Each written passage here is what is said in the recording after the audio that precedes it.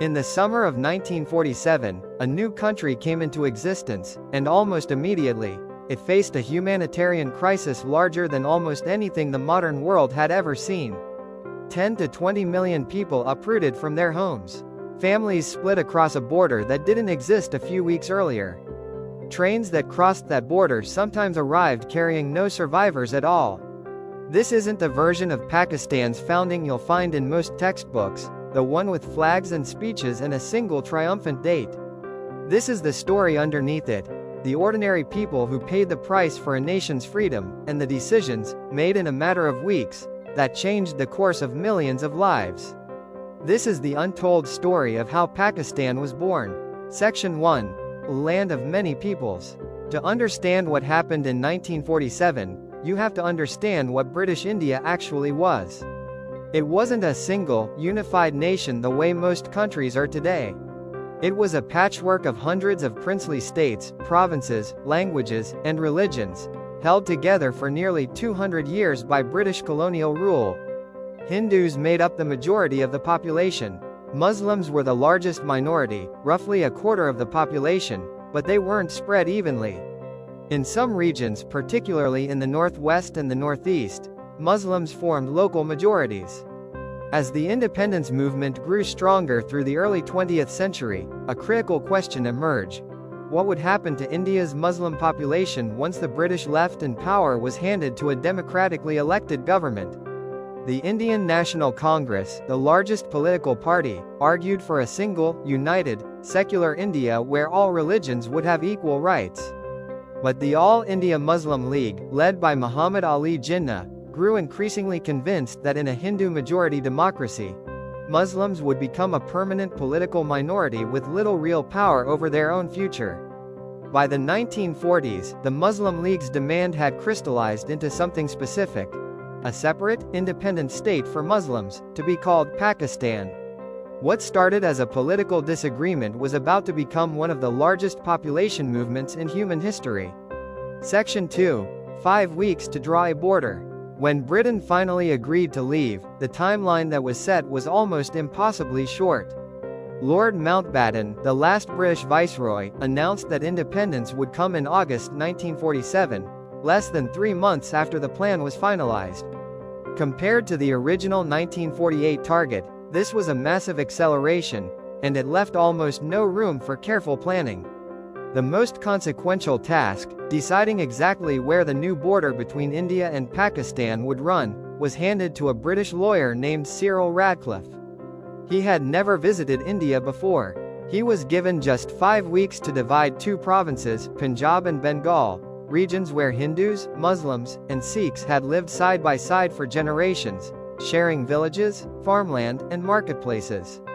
Radcliffe worked largely from outdated maps and census data, with limited ability to consult the people who actually lived on the land being divided. In many cases, the new border ran directly through farms, splitting families from their fields, and even through the middle of towns, separating neighbors who had lived beside each other their entire lives. To make matters worse, the final map, the Radcliffe Line, wasn't published until 2 days after independence had already been declared. British officials feared that revealing the borders beforehand would trigger even greater violence. Instead, millions of people spent their Section 3, the largest migration in human history. Once the borders were finally announced, the scale of what followed was almost impossible to comprehend. Muslims living in what was now India began moving toward Pakistan. Hindus and Sikhs living in what was now Pakistan began moving toward India. This wasn't a slow, planned resettlement. It happened almost immediately, and almost entirely without government support or protection. Historians estimate that between 10 and 20 million people were displaced in the months following independence, making it one of the largest forced migrations in recorded history, larger than most wars have ever produced. People left with whatever they could carry. Entire families walked for days, sometimes weeks, in caravans stretching for miles, crossing unfamiliar terrain with no guarantee of safety at the other end. Others attempted to travel by train, but train journeys, meant to be the safer option, often became the most horrifying. Trains crossing the new border were frequently attacked by armed mobs from both sides. Some trains arrived at their destination with every single passenger dead. These became known, grimly, as ghost trains, a detail that survivors and historians still describe as one of the most haunting images of partition. The violence wasn't limited to trains. Communities that had coexisted peacefully for generations turned against each other with shocking speed, fueled by fear, propaganda, and the collapse of law and order during the handover. Estimates of the death toll during partition range from several hundred thousand to as many as 2 million people. Women, in particular, suffered horrific violence, with tens of thousands reportedly abducted or assaulted during the chaos, a part of this history that took decades before it was even openly discussed. This is the part of Pakistan's founding, and India's, that doesn't fit neatly into a celebration. Its grief layered directly beneath triumph, and understanding one requires acknowledging the other. Section 4. The people WHO crossed. Behind every statistic in this story is an individual human decision, to leave everything behind for a chance at safety in a country that, in most cases, no one had ever actually lived in before. Many of those who migrated to Pakistan came from cities like Delhi, Lucknow, and across Punjab, regions with deep Muslim cultural and historical roots, built over centuries. Leaving wasn't just a physical relocation. It meant leaving ancestral homes, family graves, businesses built over generations, and neighbors who, in many cases, had been lifelong friends. Those who survived the journey often arrived in Pakistan's new cities, particularly Karachi and Lahore, with nothing but the clothes they wore and whatever they'd managed to carry.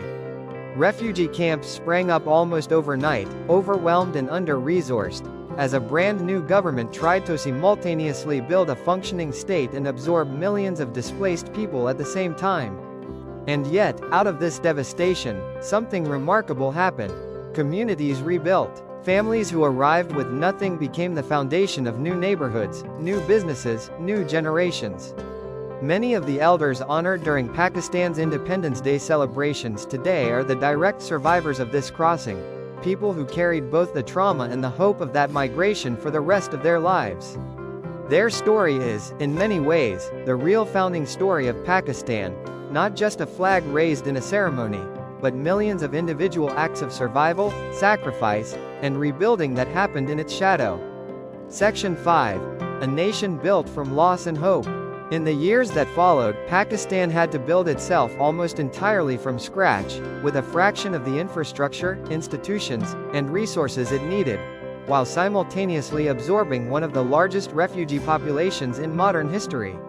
Muhammad Ali Jinnah, who became the country's first governor-general, died just over a year after independence, in September 1948, worn down in part by the sheer weight of building a nation under these conditions. He didn't live to see the country he founded develop much beyond its earliest, most fragile years. What Pakistan became in the decades since was shaped directly by this beginning.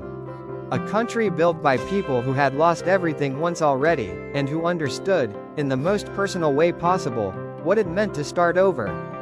This history isn't often the centerpiece of Independence Day celebrations, understandably so. Celebrations tend to focus on pride, unity, and achievement.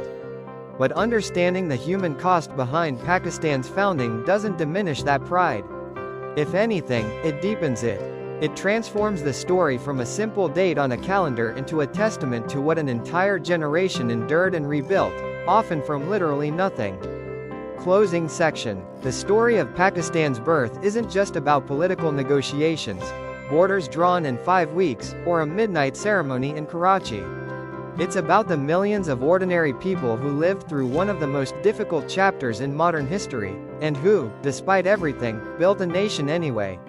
It's a story of loss that's rarely discussed openly, but it's also, unmistakably, a story of resilience. Families who arrived with nothing rebuilt entire cities. A generation that lost homes, land, and loved ones still found a way to plant roots in new soil and grow something lasting. That's the untold story behind Pakistan's birth in 1947, not just how a country was created on paper, but how it was truly built, by the people who survived to see it exist. If this story moved you, let me know in the comments.